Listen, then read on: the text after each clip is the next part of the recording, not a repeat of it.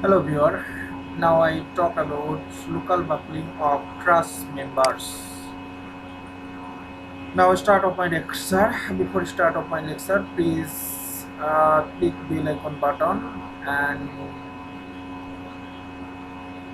if you after completing my video lecture, if you interest in my topics, please subscribe my channel and also click like if you like my video, and click bell icon button. We get further design related topics when I upload.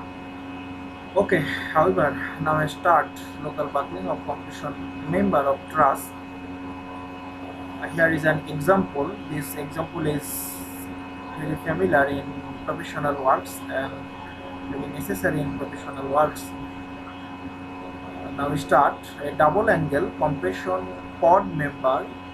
Cord means truss member for the truss. Figure 1. This is figure 1, double angle compression cord member for the truss. These are the truss element and truss member and truss cord. These are the truss cord and inclined cord. These are the another cord. All are the cord. These are the small cord. These are the main cord, vertical cord, main vertical cord, horizontal cord, and inclined cord. This cord divided 4 section and 4 section length 7 feet, total 18 feet. We draw the section of this cord. You can see this section, 2 double angle, length 8 inch, these are the 8 inch, width 4 inch, each are the 4 inch, and thickness half inch, these are the half inch. It's connected by a gusset plate. Its thickness is 3 by 8 inch. Okay. The 28 feet long member is braced. These are the 28 feet long member divided by 4 section, braced in plane of truss every 7 feet, but only at the ends in the transverse direction. Assume the two angles are attached together with fully tightened bolts and spacing of bolts is close enough that the double angle member reaches its maximum axial compression strength. Neglect any contribution to lateral support from the roofing. Compute the maximum axial service compression load this member can be permitted to carry. These are the main purpose or objectives in this example. The service load is 30% dead load and 70% gravity live load. Use A572 grade 50 steel, that means yield strength 50 KSI, and the AISC LRFD method, load resistance factor design method. Now start solution. At first of all, check local buckling is the major issue of the truss member, because truss member normally fail in local buckling due to loading, and the 8-inch legs, two legs 8 inch of this double angle member are unstiffened compression elements. Check whether or not width to divided by thickness ratio lambda exceeds lambda r of AISC equation number 7.1. And now check lambda equal to B divided by T. B equal to 8 inch leg length. These are the 8 inch leg length is 8 inch. Thickness half, that means 16, must be greater than lambda r equal to 76.6 divided by root over Fy. Fy in terms of KSI, and Fy equal to use 50, that means this term 10.8. Satisfy this condition. Since lambda greater than lambda r, local buckling will reduce the section efficiency. Using AISC equation 7.1, check the next limit. Now check the next limit. B divided by T equal to 16 and must be less than 155 divided by root over Fy TSI equal to 21.9. Now calculate the factor QS. QS equal to 1.34 minus 0.76 into B divided by T root over Fy divided by T. Now factor QS, just putting the value E and divide 0.76 by root over E, get this value 0.004466 and comes to this from. Now factor QS equal to, just input this value and get this factor.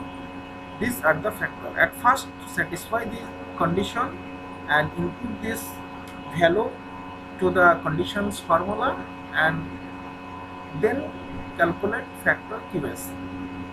And now compute design strength. For axial compression, properties of the cross section are used. From the AIHC manual, properties of double angle with short legs back to back. Short legs back to back is equal to 11.5 square meter cross area.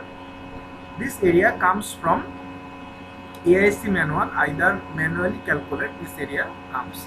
And Rx equal to 1.08 inch from AIHC manual, Ry equal to 3.97 inch. For short leg, separated 3 by 8 inch. 3 by 8 inch means 3 by 8 inch gusset plate should be used.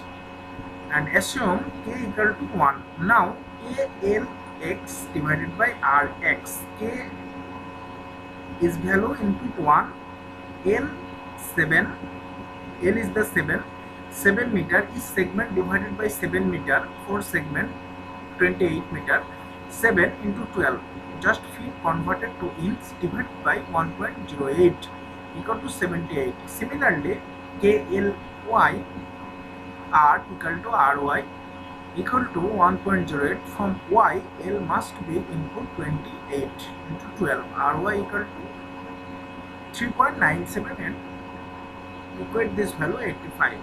Now checking the limits, AIHC formula E7 2. These are the formula and all value already known. Q means QS is the factor, and just input this formula. E yield the strength of steel and Fy yield the strength of E modulus of elasticity of steel and Fy yield the strength of steel. Now this value must be greater than 85. That means okay. And now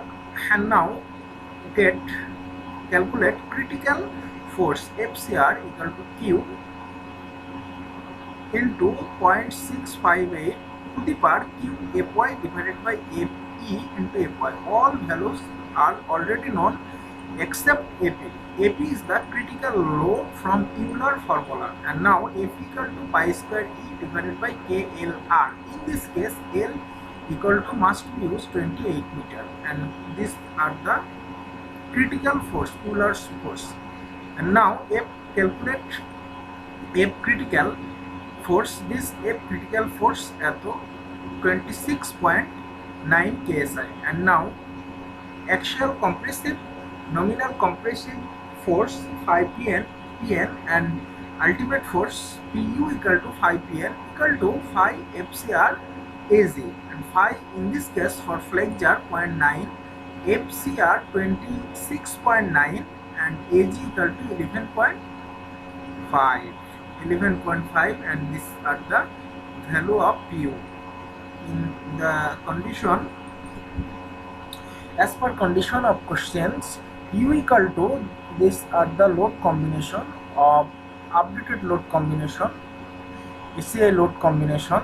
Pu equal to 1.2 dead load plus 1.6 live load, and dead load is 30% of service load, live load is 70% of service load. Just input this value of P, and finally this value equate with this value and get the value of P is the maximum service load capacity. That means P equal to 188 feet. This is the maximum service load capacity. Okay, thanks everybody for watching my video.